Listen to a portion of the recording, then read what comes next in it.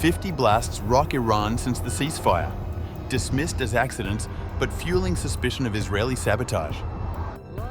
As Tehran faces fires at home, its lawmakers threaten strikes on Washington and Europe while ruling out talks with the US. The region edges closer to renewed escalation.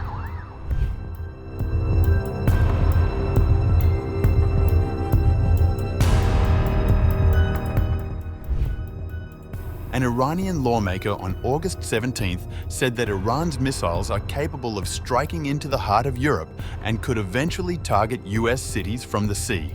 The threat comes amid escalating rhetoric between Iran and the West, raising fears of a broader confrontation. Perhaps our next missile will hit Washington directly. We can target America from the sea. The aerospace force of the IRGC has been working for 20 years on making it possible to strike America from Iranian ships. Even if we have not yet reached this technology, it remains within our grasp. He further added that all European countries are within Iranian range, and with their existing missiles, they can strike France, Germany, the UK, and all of Western and Eastern Europe. While the United States is 10,000 kilometers away, Iranian ships could approach within 2,000 kilometers and launch missiles at Washington, New York, and other cities, the lawmaker added. In early 2023, two Iranian naval vessels, the Iris Makran and the Iris Dana, were reported to be heading toward the Panama Canal after crossing the Atlantic, but they ultimately did not transit the waterway. In 2021, Iranian naval vessels Makran and Sahand completed a mission to the Atlantic Ocean, reaching Venezuela. The threats come as France, the UK and Germany look set to reimpose UN sanctions on Iran through the snapback mechanism. However, Hayat Moqaddam downplayed the impact, saying that Iran has already endured 7 years of sanctions since US President Donald Trump withdrew from the JCPOA nuclear deal in 2018. European officials have warned Tehran that unless it fully cooperates with the International Atomic Energy Agency, IAEA, the mechanism could be activated, restoring UN sanctions this fall. Negotiations under the Trump administration began with a 60-day ultimatum to Iran. On the 61st day, June 13th, Israel launched a surprise military campaign against Iran, striking key nuclear and military sites and personnel, including Iran's chief of staff and senior nuclear scientists. The Israeli strikes began on the eve of the 6th round of negotiations with the United States. On the 9th day of fighting, the United States bombed 3 Iranian nuclear sites. Trump has consistently said the attack obliterated the country's nuclear program.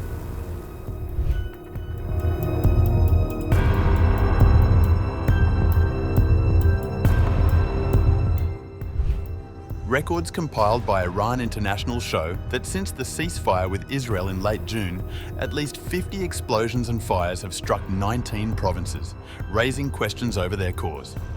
The report said that since June 24th, officials and state media in Iran have repeatedly described the incidents as ordinary accidents, often blaming gas leaks, electrical faults, or waste fires. While pledging that investigations would reveal the causes, they have consistently denied any link to Israel. The sudden death of Ali Taib, a former representative of Supreme Leader Ali Khamenei at the Sarala headquarters, a key Revolutionary Guard security command, has deepened existing doubts.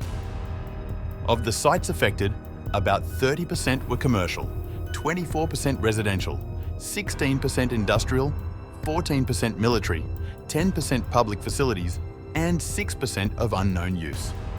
The peak came on July 14th with 4 incidents. Tehran province had the most overall with 15, followed by Hormozgan with 5, Khorasan Razavi with 4, East Azerbaijan and Alborz with 3 each, 5 provinces with 2, and 9 provinces with at least 1.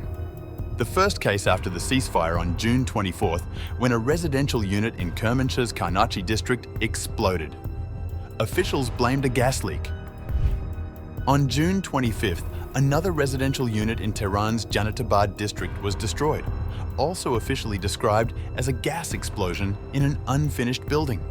The cases continued in July and August.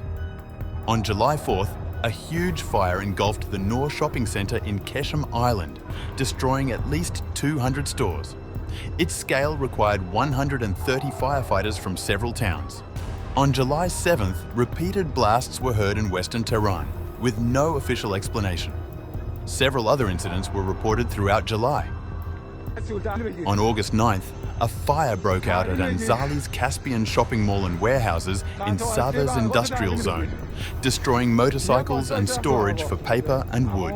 In Mehran, near Iran's western border with Iraq, an explosion destroyed a tent for Arbain pilgrims, which officials blamed on a gas cylinder. On August 11th, residents of Savoy-Bolak district in Alborz province reported blasts and a fire in the Hyvy Mountains, which officials blamed on careless hikers. Although officials have attributed the incidents to causes such as gas leaks and accidents, their number, timing after the 12-day war, and proximity to sensitive sites have prompted continued public questioning.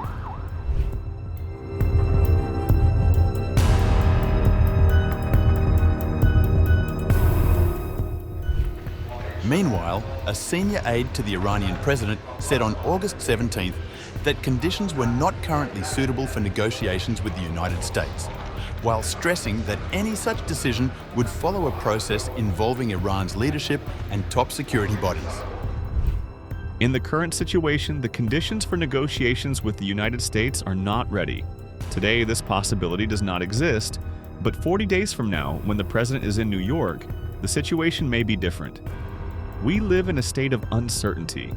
The considerations of the Supreme National Security Council are always taken into account, but its resolutions only gain effect when approved by the Supreme Leader.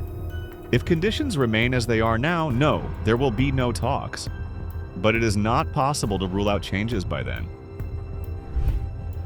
Tabatabai added that any decision on talks with Washington would not rest solely with the government and would require final approval from the Supreme Leader.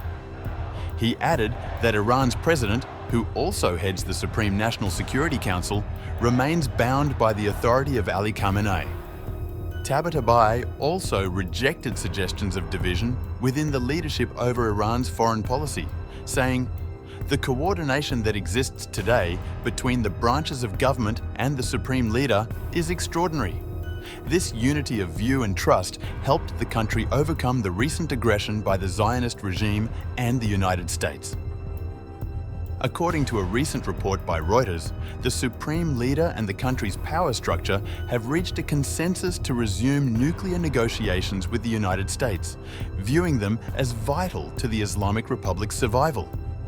Amid deteriorating ties with Europe and the looming threat of another war with Israel, Iran's president, Masoud Pezeshkian, is under mounting attack from Tehran's hardliners, who question both his competence and his political judgment. Allegations of a shadow government meddling in Iran's foreign policy have also reignited concerns about the country's diplomatic direction, just as high-stakes nuclear talks with the West hang in the balance.